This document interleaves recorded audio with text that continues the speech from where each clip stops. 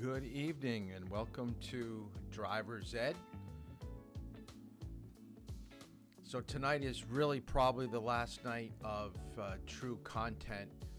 Tomorrow, as I mentioned, we'll be finishing up just a few loose ends at the beginning of class, and then we'll spend the remainder of time looking at the state manual and doing some reviewing of what to expect for the final on Thursday. So we'll wait for people to join. I do have some openings, and I'm still a little confused about what your schedule actually is. So I know that you've sent me what your periods are, but for some reason, the time schedule is what I'm having a problem with. I do have an opening. I thought that your lunch was around noontime. So if anybody has a free time between like 12 and 1:30, just let me know. I do have an opening tomorrow, and I have a time for 4 o'clock and 5 o'clock for anybody that can make those times. So please let me know, and then we'll try to work on the rest of the schedule for Thursday, Friday, and Saturday. Because after Thursday's class, it is your responsibility to be in contact with me about your driving. Just to tell you a little bit about how that works, I have students that took driver's ed back in April and May that still haven't finished because I haven't even started driving because they haven't contacted me. Okay? It's your schedule that has to free up to drive. I'm not going to spend my time in the evening calling 15 people to find out whether they can drive or not after class is over, because I'm going to be starting a new class and they're going to all want to get driving times in. So it's important that you try to get as much in this week and next week before the next class starts. Some of you, I know you're going to be lingering for weeks because of the 40 hours with your parents is not completed. Remember, that is a requirement that the state sets.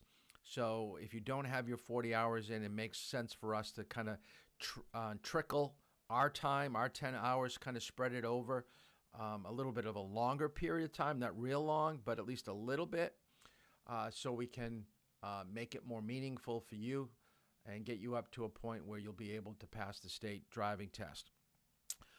Well, we're going to start off with distracted driving tonight, and then I think we're going to get into manual transmission, and then I think I've got a couple loose ends that if we have some time to get into that, and then we'll finish everything else up tomorrow. So get out something to write with, and we'll take a look at driving while distracted. By far, and I think this is a good way to end up our discussion about driver's ed, about what do I need to know, what do I need to put into my driving. Hopefully you've learned some laws, hopefully you've learned some techniques, hopefully you learned a little bit about technology and where we're going with driving in the future, how you're going to interact with other users. But by far, I think this is the number one problem with driving right now, is that we are too connected to our cell phones. We are so into multitasking. No longer is getting to work, getting to school, getting home. No longer is a 15, 20-minute drive what we're concerned about. We're concerned about letting my friends know what is the newest album that's... Oh.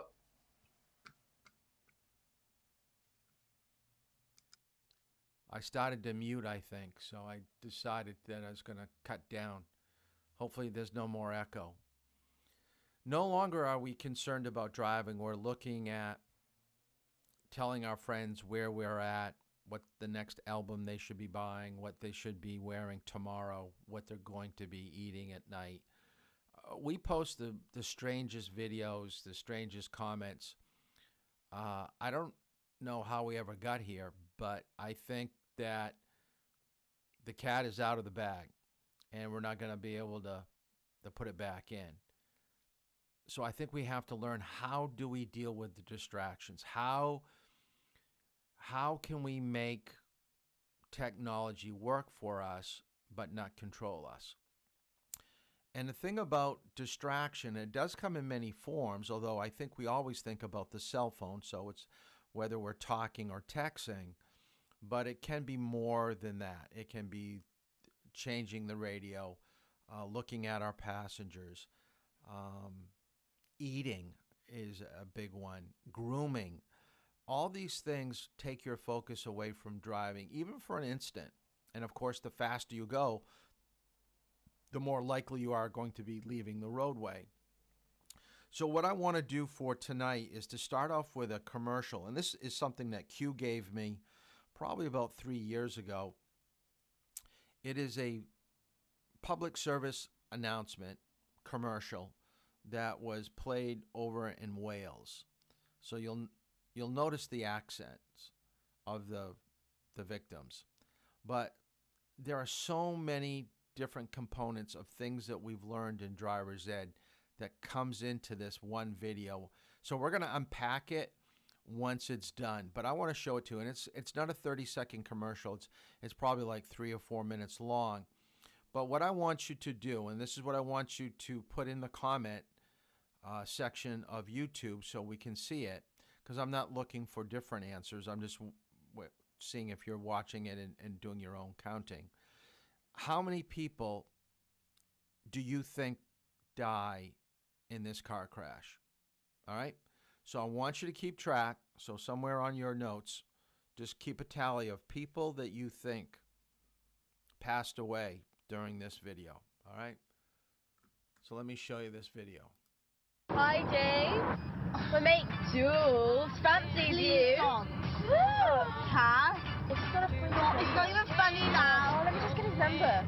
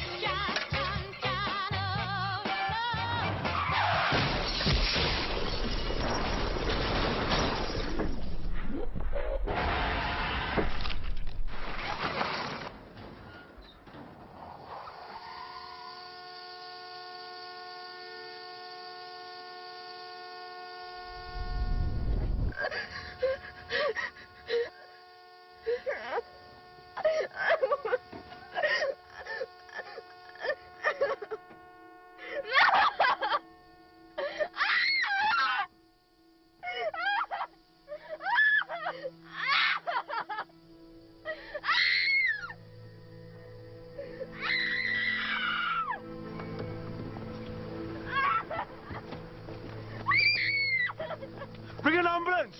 Bring an ambulance!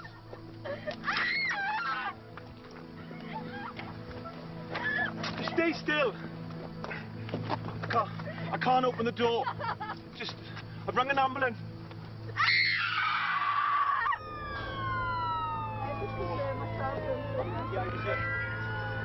We've got other people on the route to help, okay?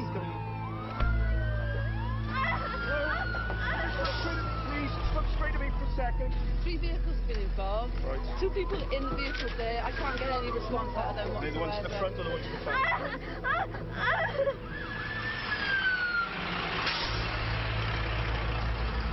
Mommy, Daddy, wake up! Mommy, Daddy, wake up! Front, I just can't get any response whatsoever. I want Mommy and Daddy to wake up.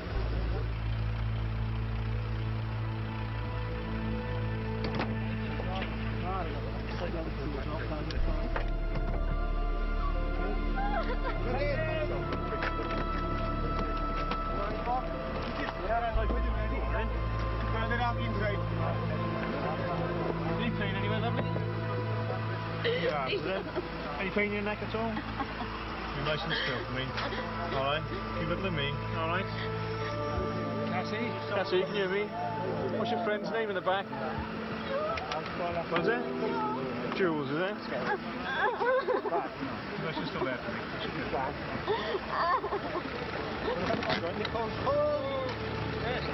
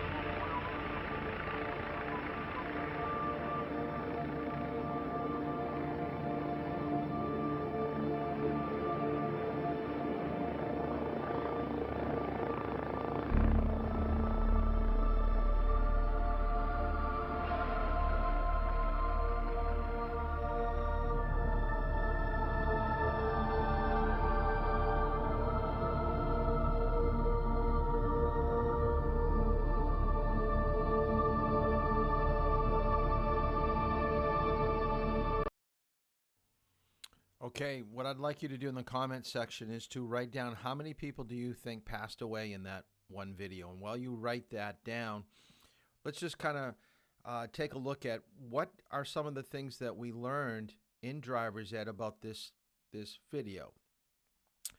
For one, okay, let's just assume that these are new drivers.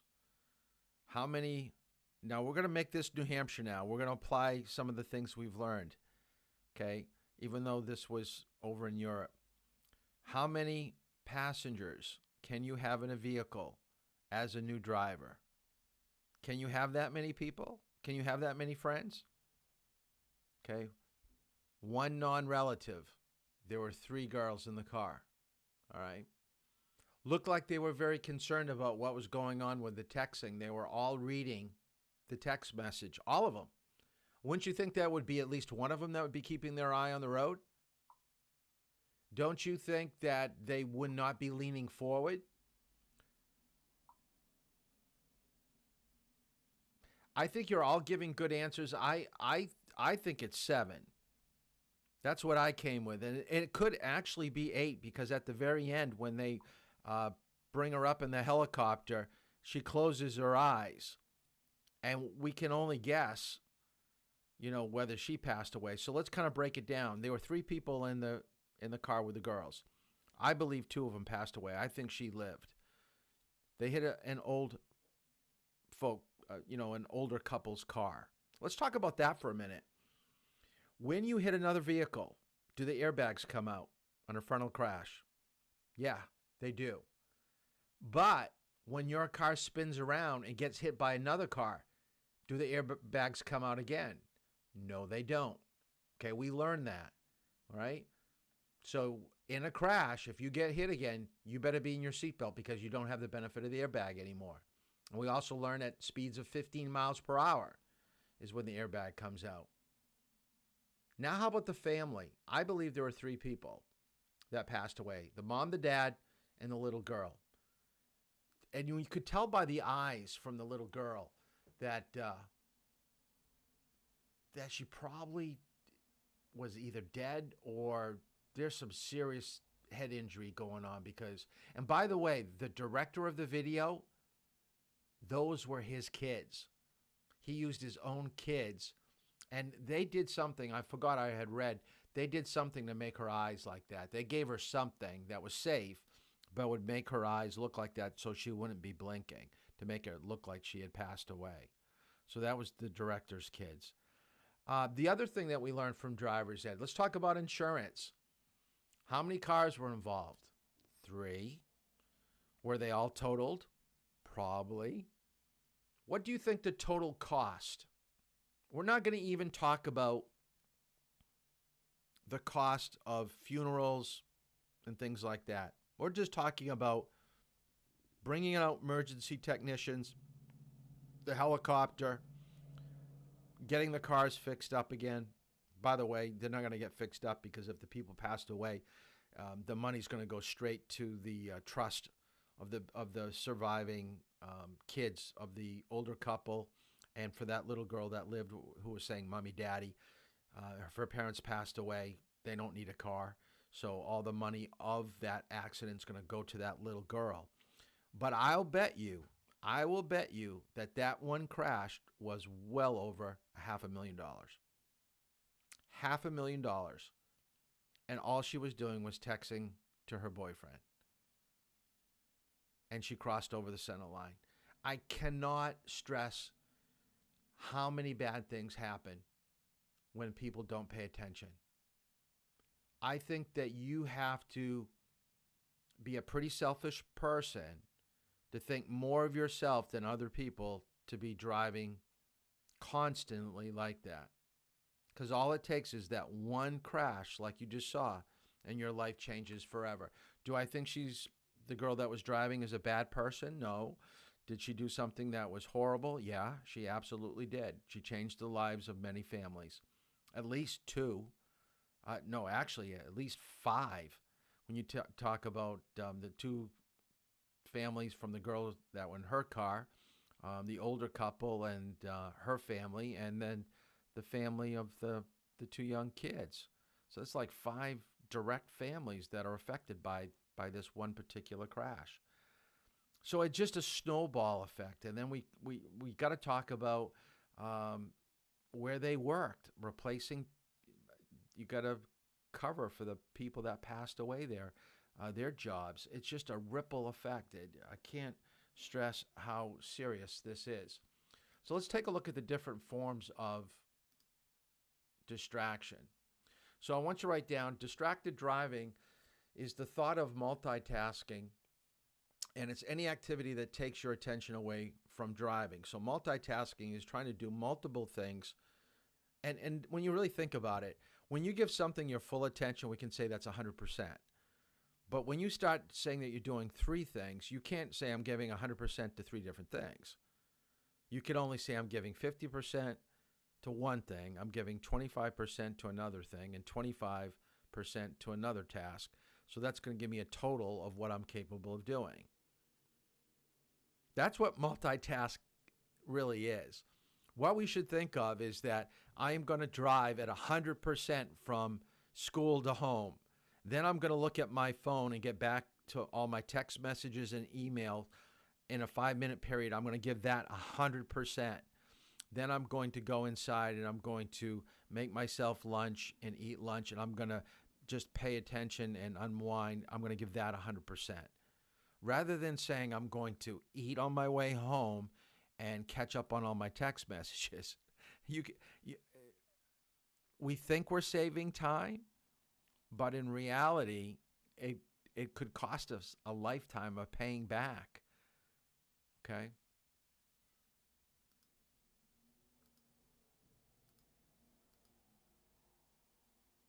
Now, I'm not going to test you on numbers, so please don't write down numbers. I just thought you should know, and this was 5 years ago. I've got to try to update some of my statistics, and usually with statistics, they're at least 2 to 3 years behind, and depending on the agency, it can be as much as this. So I used this about 2 years ago in 2018, but roughly 3,500 people are killed from texting, from being distracted, and roughly 391,000 are injured. And we don't know the severity. Are these injuries that people bounce back from, or these disabling injuries that are going to stay with them for the rest of their life? That we do not know. So this I do want you right now. I'm going to test you on this. There are 4 different types of distraction. Now, some of these distractions, I think we do better than others. And I think at times we may self-inflate in our mind how well we can do these things while we're doing other activities. So the first one is cognitive, and that's distraction of thought and concentration. This would be listening to a phone call and responding to questions. And for some of us, when we think, there has to be a hesitation. And if you're thinking, I want you put some thought to this. If you're thinking, if your mother calls you and asks you, where did you put the keys to the pickup truck? Let's say that you used the pickup truck the day before because you ran to the dump for your dad. And your mom calls you and says, where did you put the pickup truck keys? And your mind starts thinking, are they in my room? Did I put them in the family room, on the table? Maybe it's in the mudroom hanging up. You're thinking of all the different places where it could be, and you're going by signs that you're not even paying attention to. Are you going off the road? No. Are you going the speed limit? Pretty much. But you're missing other information that we take for granted. If you're in a familiar place, it's not that bad. But when you're in an unfamiliar place, this could be where you're getting ready to go maybe down a wrong way street. Maybe you're not picking up cars that are coming out from the side, pedestrians. These are things that thought and concentration that you need. Auditory is using your ears. So this is part of listening to a phone conversation on the phone. Visual is using your eyes, so that's reading a text. And then manual, of course, is manipulating your keyboard to respond to a text message or to punch in numbers for a phone call. Now that we have Siri, it's a little bit easier to do something like this. But you basically can see where all four of these items could be in play at the same time. You could be talking on the phone, which is, or thinking about what someone's saying to you on the phone, and then you're responding. So you're using your ears, you're thinking about how to respond, you're using your eyes maybe on a text message, and then you're using your hands to hold the phone. It really gets bad. So here are examples of distracted driving: texting, talking on the phone, changing, playing music, eating, grooming, talking to passengers. These are the top. And what Liberty Mutual has done is they've given a percentage, and you can see from the chart here that texting while driving by far is the worst. 23.2 times more likely to increase your risk of having a crash. Reading, which could be reading a text message, then it drops all the way down to 3.4. And that is huge. That is huge. Applying makeup, dialing a handheld device, handling a CD, eating, talking, or listening. And drivers who text are 23 times more likely to be involved in a car crash than one who isn't texting. And this is what I want you to write down. At the very bottom, it says, drivers have their eyes off the road or send or read a text in about 4.6 seconds. So what I want you to write down, 5 seconds is what the average person feels comfortable looking away from the road. I'm going to show you a video that AT&T did back, I think 4 years ago during the Olympics, or maybe it was 2 years ago, about 5 seconds, how people take their attention away from the road for 5 seconds, read a text, respond to a text, and then continue on driving. And we're going to see some of the negative aspects of people that were involved in crashes and their story. I'm proud to say that, and this is an old map, but I wanted to show you back about 4 years ago. There were still a few that had partial and no ban, but I can tell you right now, every single state has some type of law with distracted driving. Every single state. So make sure you write that down in your notes. Every state has some form of a distracted driving law. So you can't go from state to state and say, I have no clue, because you're learning it now. Now, I don't have the video for this. I can't find it. I had a video that shows two middle-aged guys in their 20s, 30s, who was part of a study with Car and Driver. And they did a study on getting them to the legal intoxicated level of 0.08 and then having them go down a roadway. It was on an airfield, so it was free of cars, and then respond to a red light that would come on and then try to brake. And what they have found is that people that are texting and driving, it takes them longer to stop than a drunk driver. Okay, so in your notes, write down, it has been proven that texting and driving is as bad, if not worse, than drunk driving. At least a drunk driver is looking at the road and trying to drive. A person that's looking down at his phone has no idea that he's drifting off until he hits the rumble strips or he hits something. At least a drunk driver is looking at a traffic light to see that it's changing from green to red. A person that's looking down at their phone approaching a traffic light has no idea what the color of the light is. Big, big difference. Now, I'm going to show you this. I did find this video. Just because you can do something doesn't mean that you should do something. If you have a talent of riding your bicycle without your hands, would you be doing that through heavy traffic, or would you just do it on a quiet road just to show your friends that it's something that you can do? What you're going to see is this motorcycle rider text while he's driving. You wouldn't think that riding a motorcycle you would be capable of texting, because you're thinking, my balance, I've got to use the handlebars. My hands also, that's what I brake with. I don't brake with my feet. I brake with my hands on a motorcycle. I also, put on my signal with my left hand on a motorcycle. Watch this.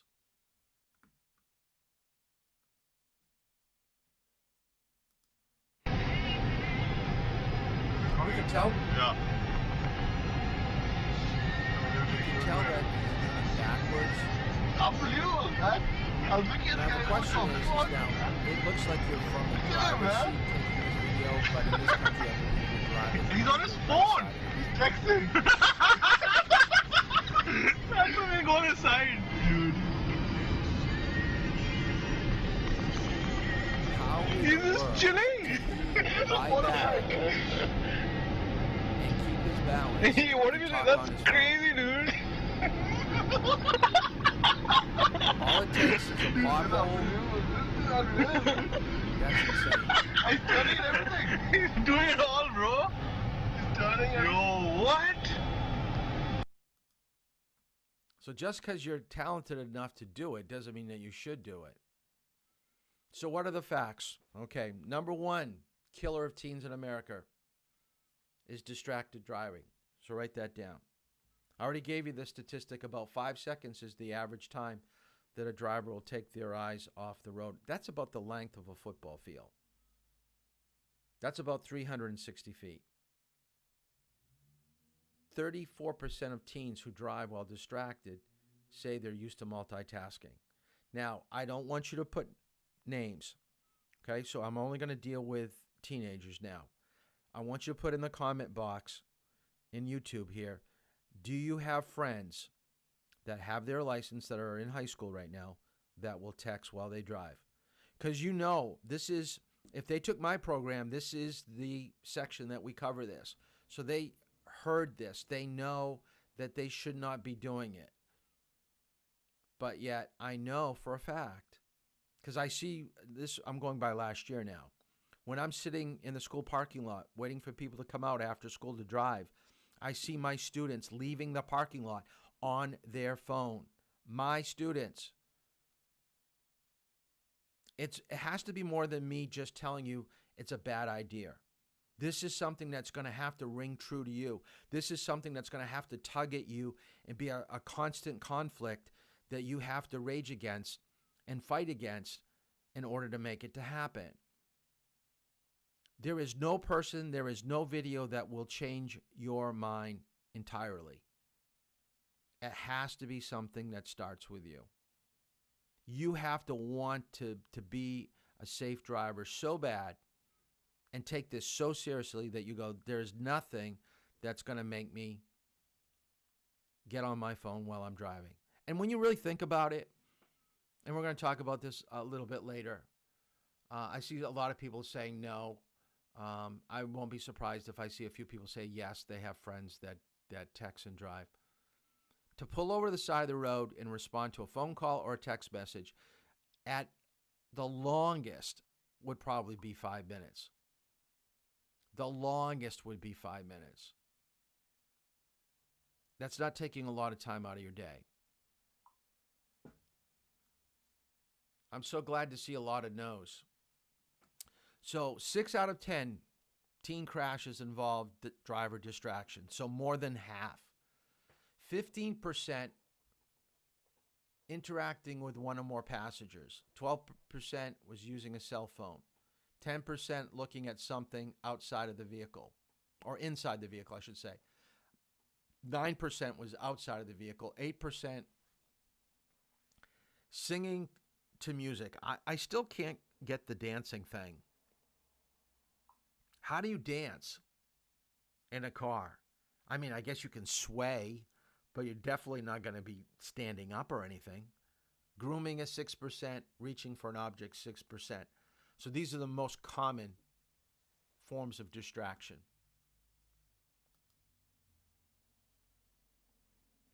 More statistics.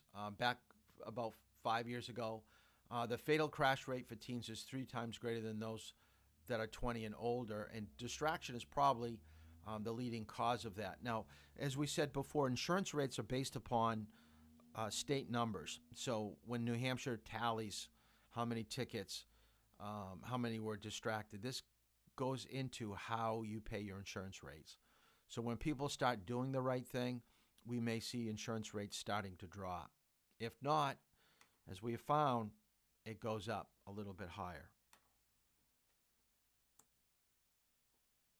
Now, I want you to put down in your comment here in YouTube, in 2014, less than 3,000 deaths, and this is in the United States. Why in the world in 2015 and 2016 we had the biggest spike of distracted driving? Then in 2017, it drops down to about between 3,100 and 3,200. And then we have a big spike again in 2018. Now, I've got my own feelings on this about what happened, but let's see if someone can, see if they're on the same vibe that I am. So write down, why do you think it spiked in 2015 and 2016? It's almost identical. And then all of a sudden it drops down in 2017. And then it spikes up again. So write down in your comments in YouTube what it is.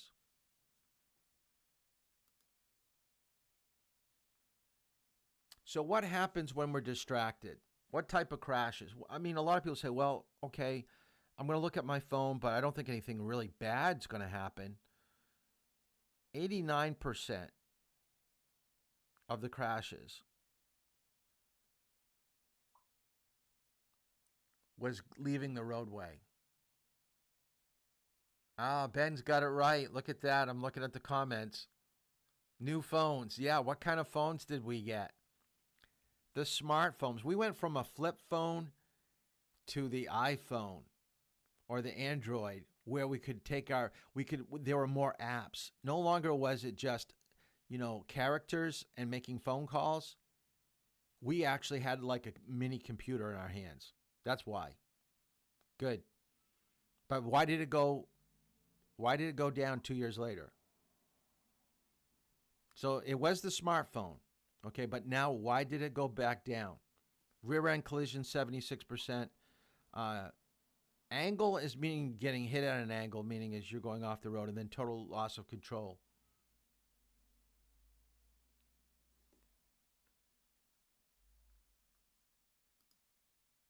Okay, let's take a look at the video that AT&T did. And this is the 5-second thing.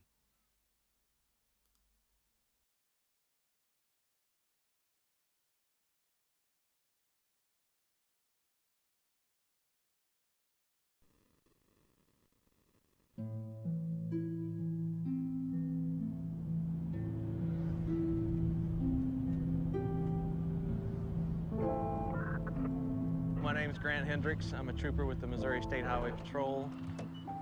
I'm at the site of Mariah West's accident. Mariah's vehicle traveled across this median and ended in striking the bridge that you can see behind me. When I got to the scene, Her face was disfigured from sliding down the roadway. It's funny, the first thing I noticed about her was her shoes. Lying in the roadway in a large pool of blood, I noticed her shoes, and I thought, this is a young girl. That's the first thing I thought when I saw this. And at that point is when I noticed her cap and gown was still in her car. She was going to graduate the next day. It was just a really horrific scene, all because of a senseless text message.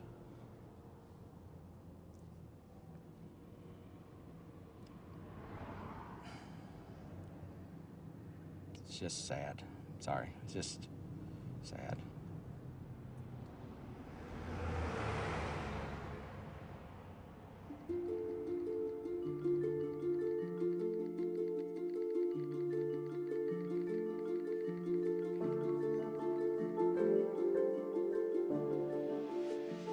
Ashley would text hundreds of messages every day. That was the way we kept in touch. We would definitely text more than we talked. Mariah was a multitasker extraordinaire. She could text better than anyone I know. She could be having one conversation with me, completely focused, while having a text conversation with somebody else. When you do something 7,000 times a month, you tend to learn where those 26 letters are. We would be at school, at home, movies, bowling, driving. Not even looking at her phone. Just simple, insignificant, useless bullshit, whatever it may be. About anything and everything. Just a way to pass the time. It didn't matter where we were constantly texting. This is my sister. She was looking at my message that I had just sent her. When she looked up, she had clipped the median on the left-hand side of the road. Her truck flipped, and as it was flipping, she was actually ejected through the driver's side door, and she landed in the ditch about 300 feet from her truck. People will tell you over and over again, it's not your fault. But knowing that you were the person that she was talking to when she was killed. Just knowing, having a highway patrol officer write in a report that a text message sent at 12:05 is the reason that she is dead is not something that will ever go away. If I could talk to her one last time, I would just say I'm sorry.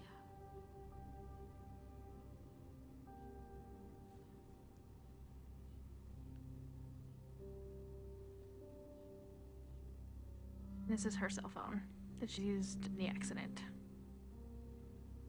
4 little letters. That's what killed her.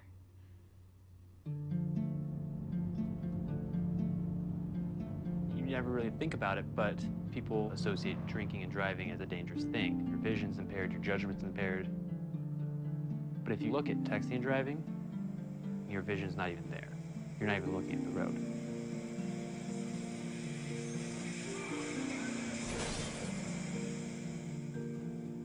If someone were to ask me to drive down the road and close your eyes for 5 seconds or 6 seconds, I would never even attempt that. But then if someone asks, read this text message and respond to that in about the same length of time, well, that would be no problem. I'd done that numerous times in the past before this accident. I was on my way home. I had my girlfriend in the car, and I'm just reading a text message, responding. I was looking up every couple seconds or so, like I always did. And I just hear a loud scream next to me, and the next second I look up and I see a bicyclist crashing the windshield.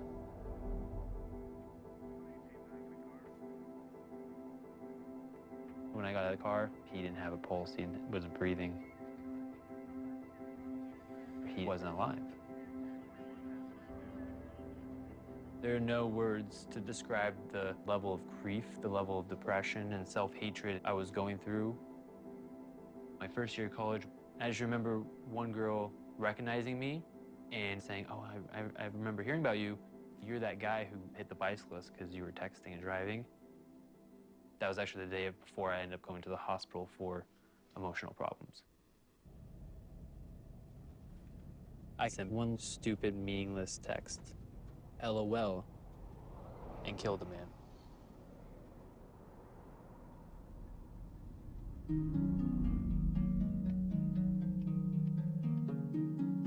people don't realize it could just take 3 seconds.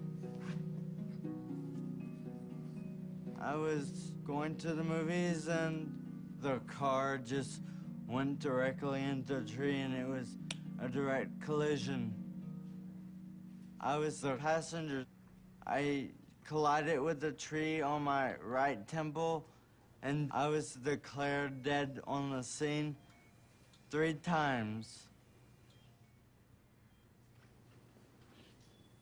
I used to be able to drive. I used to be able to go for walks. I used to be able to run around town by myself. I used to have a job. I was normal. And all this, I cannot do anymore because they had the text. This is the text message that changed my life forever.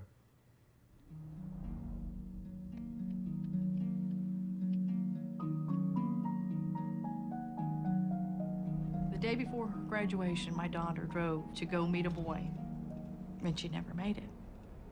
Today, she would have been 19 years old, exactly. Mariah never wanted a minute to go by that she wasn't doing something. She wanted to do everything all at one time with friends and family and just having a good time. That's what she loved. Friends would tell me from school that, you know, the best part of the day at school was Mariah coming down the hall because she'd stop to give everyone a hug.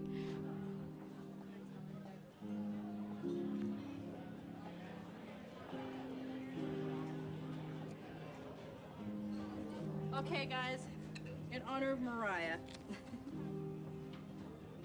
Happy birthday to you. Happy birthday to you. Happy birthday, dear Mariah. She met a guy who played baseball, and one evening she just spontaneously got in her car and said, "Hey, I'm gonna come watch his game." He was texting her to tell her directions of where she needed to go. And I guess she just looked away for too long. Where are you at, you know? Like that was it. One of her friends had no idea that she had been in an accident, so he kept texting. We ended up having to send him a text back to say, please stop. She's in critical condition in the hospital, and we don't know if she'll even make it. She always worked her magic, you know, and still to this day, without her being here, she's so much still a part of our lives every day. She was our sunshine. She really was.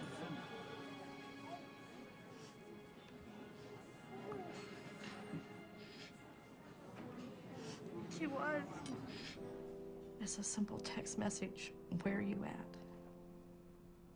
3 simple words. She paid the ultimate price for her actions. I've had to do this more than once. Mariah is not the only victim that I've dealt with. And it never gets any easier. And it won't get any easier. What is worth losing your life over? That text message?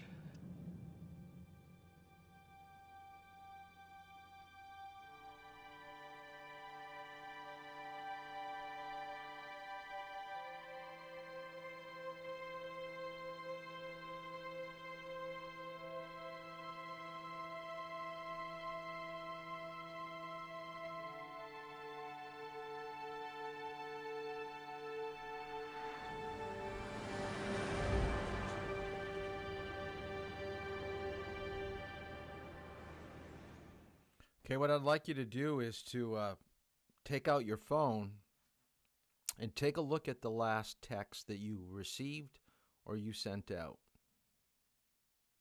And I want you to think for a moment, is that text message that I just read or the text message that I just sent out,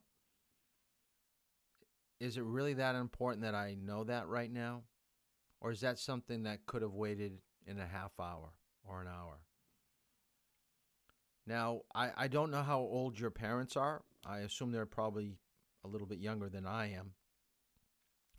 But I'm going to use myself as an example. Basically, once I came out of college, so I was probably in my 30s before I had my first cell phone. So before then, there weren't cell phones. So when I was in high school, the only way that we could get in touch with our friends if we weren't home and we were driving, we'd have to stop at like a grocery store or someplace downtown that had a payphone. And some of you are probably going, what's a payphone? Yes, there was a payphone in most towns in the center of town. And actually, there's still the phone is broken now, but at Sammy's Market in Durham, there's the remnants of a payphone. That's where it was in Durham. You would go to that parking lot, and you would actually wait in line. There would be 3 or 4 people waiting to make a 1-minute, 2-minute phone call. And you'd have people yelling at you, are you going to get off the phone? Are you done? Are you done?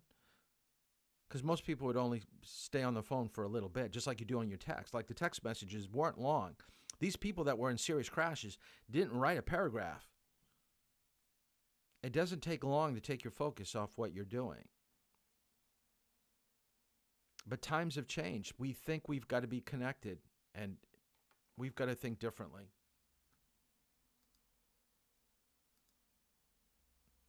So I should have put this on the screen first. This person probably was texting somebody. And don't you think if they didn't die from this, if they did live through it, don't you think that they wish they could maybe take that back? Something like this probably was a decapitation. And I can't tell you how many times EMTs, police officers, and firefighters have told me, and it doesn't necessarily have to be texting and driving, but the carnage that our first responders see on the roadway is unbelievable. These are special people that go out to these scenes to deal with crashes, injuries, and deaths. I don't see how they do it. And I don't see how their families get a whole person when they get back, because I'd be so emotionally broken if I had to go home. I mean, can you imagine these guys right here going home and having dinner with their family? I don't see how he could look at his meal and not think about what he just saw. So to put ourselves in a situation where we're texting and driving and doing these things, we're also affecting these individuals too. I think this was a pretty sad story too. I don't have the video clip from it, but here's a girl that was involved in a texting and driving incident, and she lived through it. Miraculously, she lived. Now, you would think that she would learn her lesson. If you read what's up above this, she ran out of luck her second time. On the anniversary of her first crash, on the day, same day, a year later, she's on her phone again. This time, she doesn't make it. Can you imagine the pain of her parents? They've already lived through it once where she did survive, and I'm guaranteeing that she spent some time in the hospital because it said it was a horrible crash. And now the parents have to get ready for a funeral. That's not fair. But what can you do? Take away the car, take away the keys, take away the phone. At times it may work. Then you give it back, and then they go back and do the same thing. Some people just don't learn.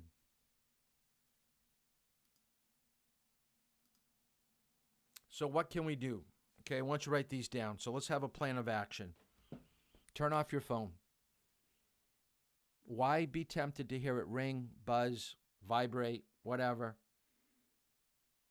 If you do think you've got to know when something's coming in, put it someplace you can't reach it. Now, when I drive with some of you, I hear the phone vibrating in your pocket.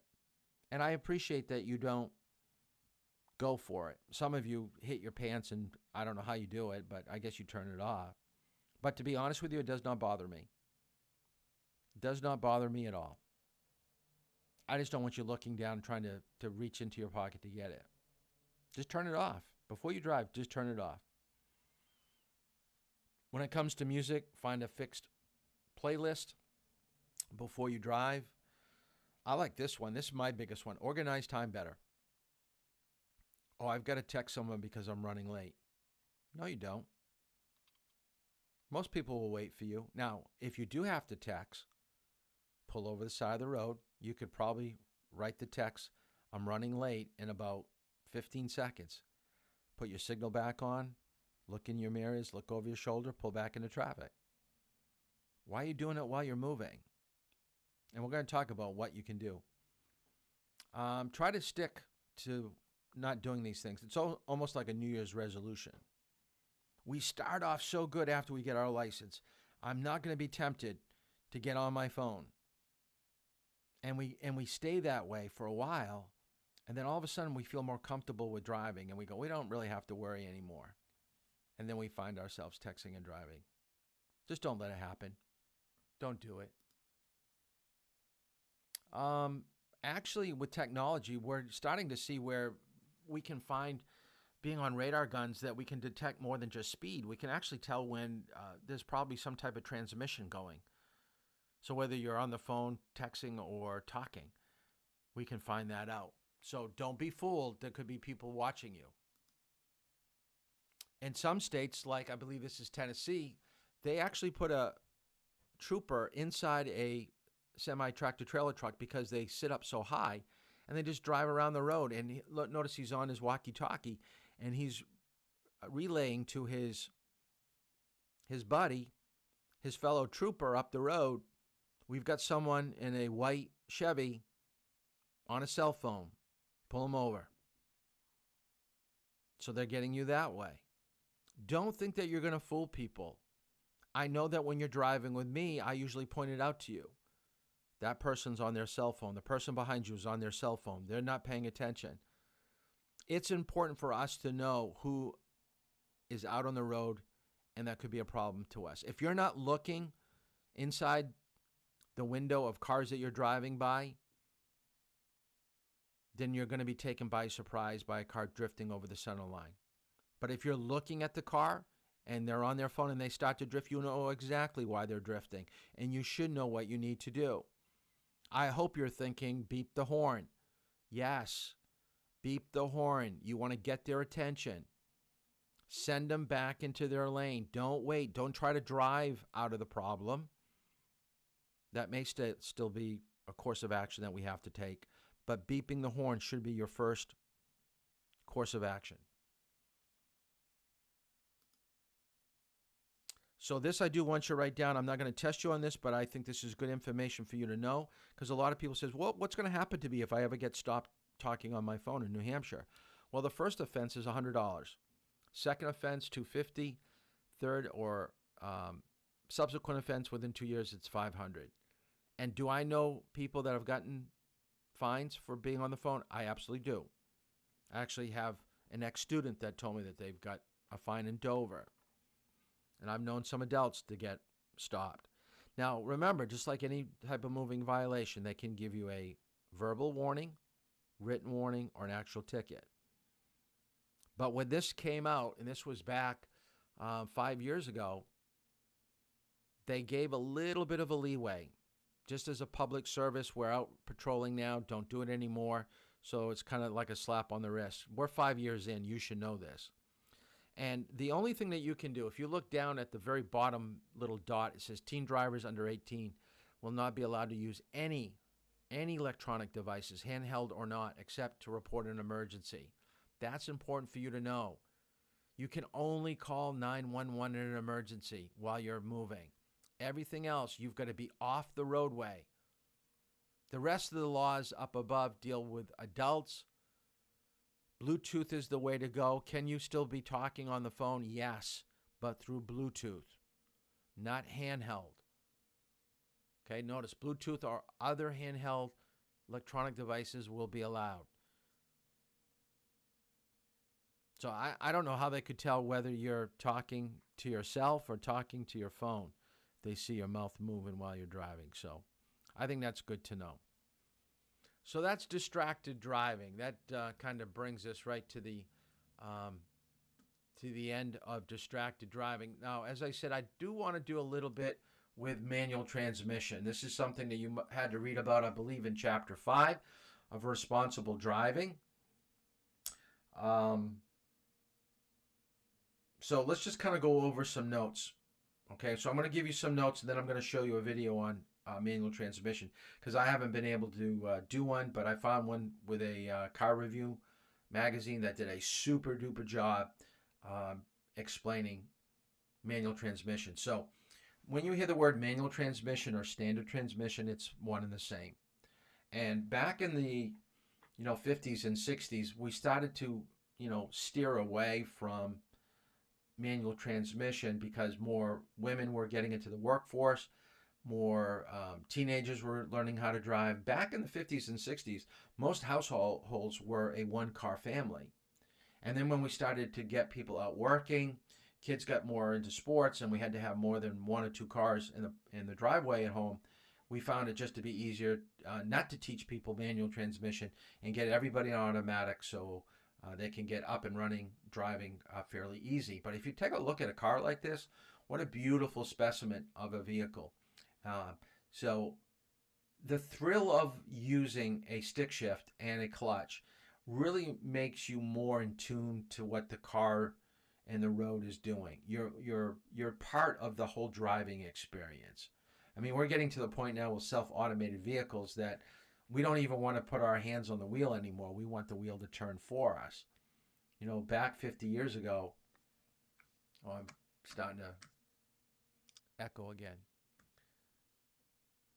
Back 50, 60 years ago, it was all manual transmission. So what makes them different than an automatic? Well, an automatic means you hit the gas pedal, the car moves for you. Doesn't matter what speed that you want to go. It does all the shifting for you. But when you're in a manual transmission, clutch, stick shift, accelerator pedal are the three items that have to be used in rhythm to move the vehicle. If you're out of rhythm, if you don't have them operated at the right time and the right amount, you will stall the car or have a very choppy type of drive. So we've got to learn how to maneuver these three. So let's talk about the clutch pedal. The clutch pedal is the third pedal left from the brake, and it must be fully depressed down or disengaged to break the connection between the engine and the transmission, so the car won't stall. If you lift up on the clutch too quickly, then the car stalls. So you've got to lift up just a little bit on the clutch when you're in gear, and pressing down on the accelerator will move the vehicle. Okay? Now, this is probably the most important term, and that's just the shift pattern. I want to get to this term, friction point. This is the thing that I want you to write down and know for the final. A friction point is where the engine and the transmission is now engaged and the car will move. You can feel the movement. The car is going to start, going up a little bit, and you're going to hear a change of the engine noise. The engine noise gets to be like a deeper growl. And the easiest way to practice finding this friction point is being in reverse. Okay, it's a much lower gear than first gear, so you're not going to stall reverse as much as you would stall first. And by the way, you should always, if you're going to practice and drive, you've got to start off in first. Can't start in second, third, or fourth. It really is a sequence of numbers. First to second, second to third, third to fourth. When you slow down, it's called downshifting. You go from fourth to third, third to second, second to first. Now, the emergency brake helps you from rolling back on a hill. If you let go of the clutch too quickly, the car will roll back. So how do you prevent a car from rolling back on a hill?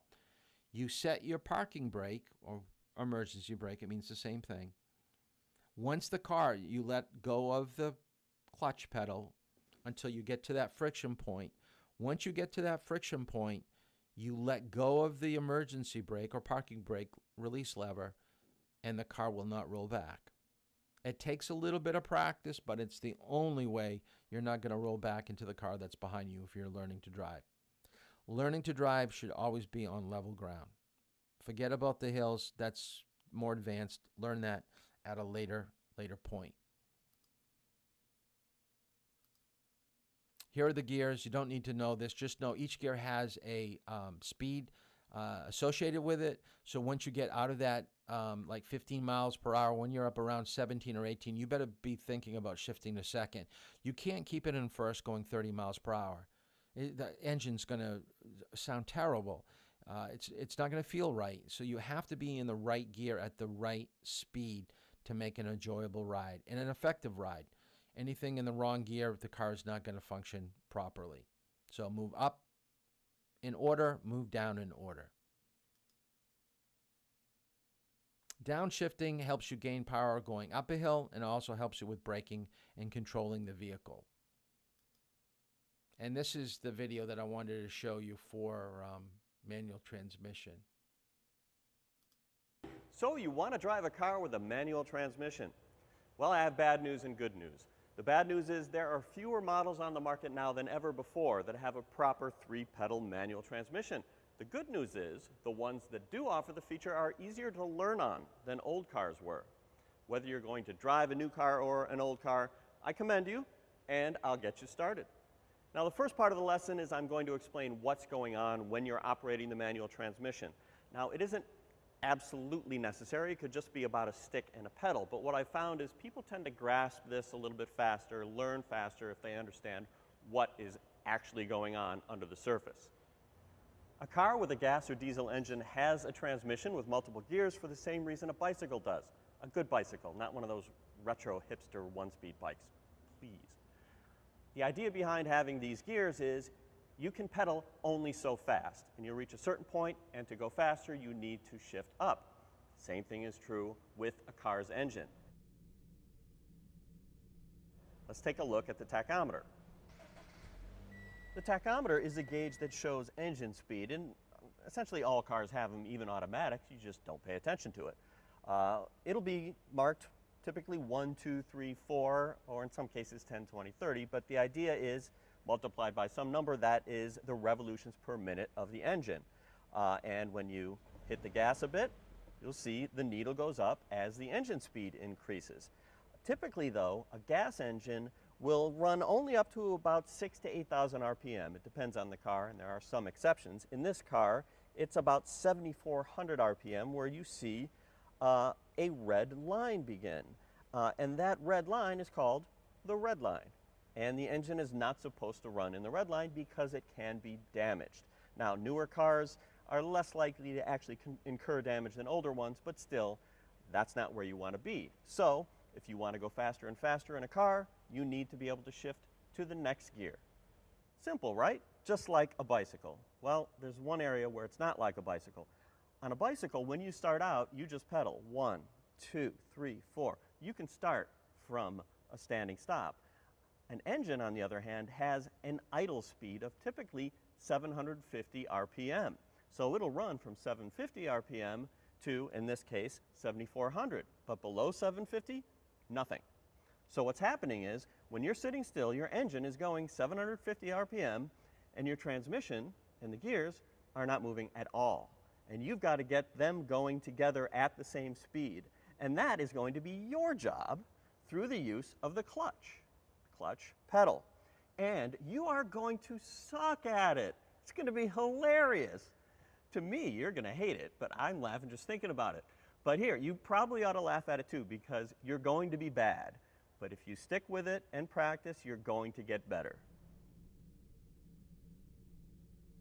So let's start with the pedals. You'll see the extra one here, the third, that is the clutch pedal. But it looks like there are 4 pedals in this car, and that is because this one is technically called the dead pedal, but a better word for that is the footrest. It doesn't really do anything. And footrest is a good name because that is what you're supposed to do, and that is rest your foot there.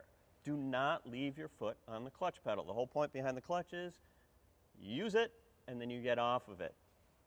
Put your foot on the dead pedal or the footrest. Here's an important tip before you even get started. When you're operating the clutch pedal, you need your whole leg. You're not putting your heel down, anchoring it like you might with the accelerator pedal and just tilting at the ankle. You need your whole leg. It's a little bit more like a brake pedal in that regard. Also, when you apply the pedal, you always go all the way down to the floor and release all the way out. Always step in all the way, release all the way, and when you're not using the clutch, rest on the dead pedal. Now, before you even head out, if you're just learning how to drive a manual transmission, think ahead and wear sensible shoes. You don't need fancy driving shoes or anything, but here's a tip. Don't wear a big clunky shoe, and don't wear anything with a big heel. And don't judge me. I'm trying to help you, and it's free. Once you learn how to drive, you can wear whatever you want, but for training purposes, be sensible. Now let's get to know the shifter, or the stick, which is how you put the transmission in the different gears. The pattern for the forward gears is pretty much the same in everything, and you'll see it either on top of the knob or somewhere nearby. Typically, the difference between vehicles is really just about how many forward gears it has. This car has 6. Older cars may stop at 4 forward gears. Some cars these days have 7. All just affects how much shifting you'll be doing. Now, one of the most important things you need to know is when it's not in gear, and that is neutral. Neutral position is straight in the middle of all of these, and you'll know it's in neutral when the stick wobbles left and right. Now, I'm going to step on the clutch pedal, even though the engine is off, and you'll see now I'm in first gear, up and to the left. Now notice it doesn't slide left and right. In neutral, there's my wobble. So first, second is below, to the right and up is third, and so on. It's pretty simple stuff. Now, all cars are going to have a reverse gear. That can be in a different location. It used to be up and to the right for a lot of cars. Nowadays, we're starting to see them on the left. The best cars will have a little lockout, like this lift collar, that prevents you from going into reverse unless you really mean it. And when you're practicing going into first, once you get a little bit good at that, you can start doing the same thing with reverse. Okay, you want to find an empty or nearly empty parking lot or road, and it's important that it be flat because you're going to be practicing taking off in first gear and reverse, and the effects of gravity can just complicate things. You need to start the car. When you start a manual transmission, it's always important to make sure it is in neutral. Wiggle that stick. And in newer cars especially, it's necessary, not just good practice, to step on the clutch pedal because that will allow the engine to start. Without stepping on that pedal, you can turn the key all you want. It wouldn't have started with a new car. So when you take off from a stop in a car with a manual transmission, you are essentially trying to coordinate the application of the gas and the release of the clutch pedal, or the engagement of the clutch. But what I'm going to do is have you practice first without stepping on the gas at all. Just use the clutch pedal to get a feel for the clutch engagement. Now, when you lift off the pedal, you're engaging the clutch. When you step on, you're disengaging. I'm just going to call it clutch in and clutch out because that's the simplest thing to remember when the time comes to actually do it. So what you'll do is you're going to watch my feet, watch everything I do. You're stepping on the clutch pedal, all right? Stick goes into first. I happen to have the brake on, so I'm going to take the parking brake off. And then you're just going to slowly let that clutch pedal out. See what I'm doing right now. Now, if you have a newer car, this is actually a little easier because the engine control unit, the computer, senses the load and will compensate and give you a little bit more gas. So here you can see my foot's off the pedal. I'm in first gear and I'm moving. Pretty simple stuff. Every car is different. I'm going to do it again for you. Here's how we stop. I've got my foot over the brake, clutch in, and I pull the shifter out of first into neutral and come to a stop. All cars are different. What you're doing is you're getting a feel for where the clutch engages. In some cars it's lower in the pedal travel, like close to the floor, and some it's higher up. All cars are at least a little bit different. So again, clutch in, first gear, let it out slowly.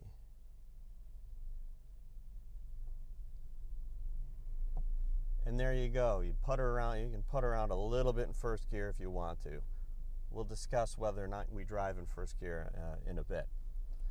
So clutch in, stick into neutral, brake, we stop. Now it's actually the same situation for going in reverse, aside from the gear being different. Clutch in, I'm lifting the collar as necessary for this, putting it in reverse, and slowly letting that pedal out. Now I am looking behind me and I have a backup camera, so I don't want it to look like I'm just blindly backing up. There we go, and we're moving. Now you might find that, I'm gonna stop now, ready? Remember, clutch in, brake, and take the stick into neutral. Reverse gear tends to be a little bit faster than first because it's the only one you got. So it will feel a little bit different. You're gonna wanna practice with that too.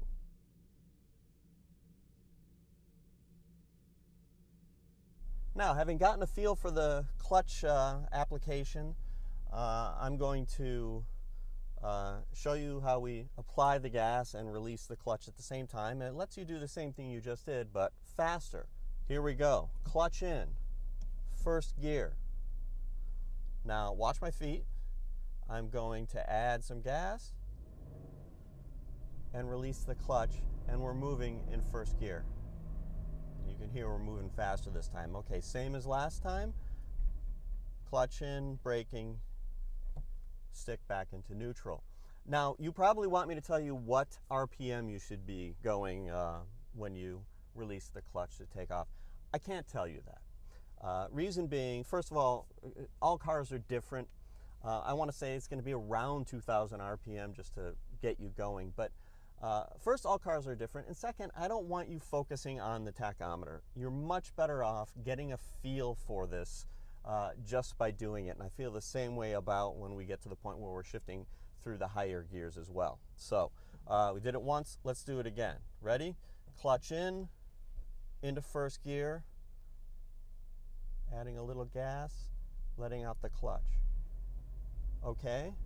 Now, let me give you one tip that I think is one of the most useful things that I've found from instructing people on how to drive manual transmissions, and that is there's a notion that this has to be the perfect synchronized balletic application and release, perfectly even, and that's actually not true.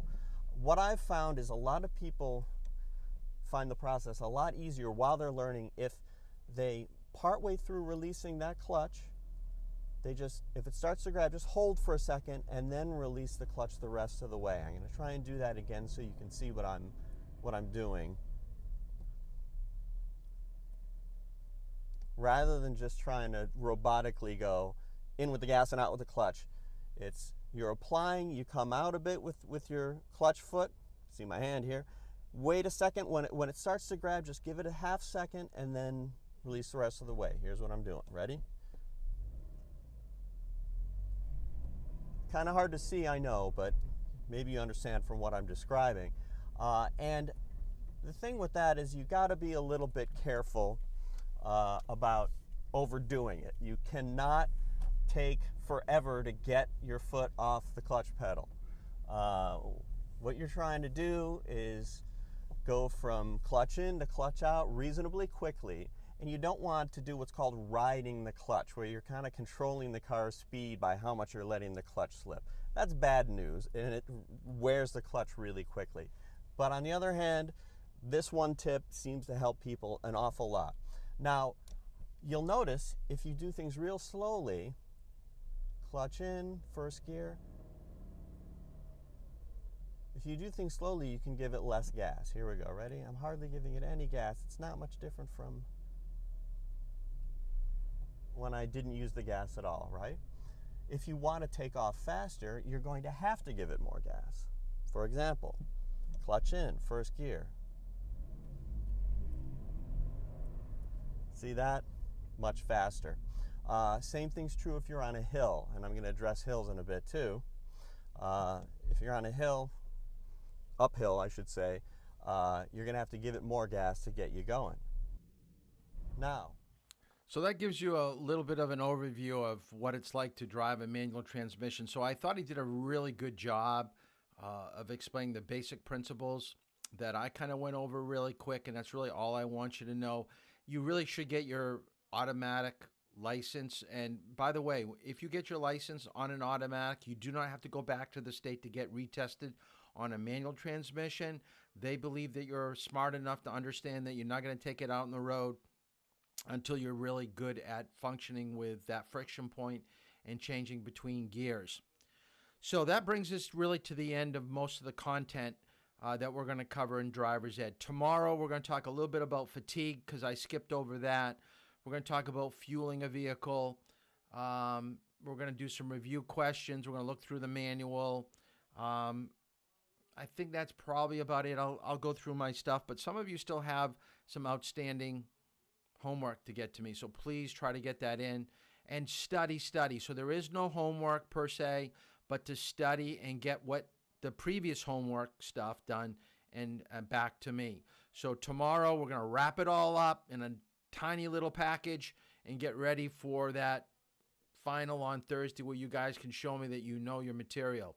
So that is it for tonight. We'll see you tomorrow. I still have a 5 o'clock, and I believe lunch is right around noontime. If anybody's got a noon to 1:30 free time, please text me because I would like to drive. I'd like to get, start checking off things that we've done with the driving part. So let me know when you're available. So we'll see you tomorrow at 8 o'clock. Study for the final.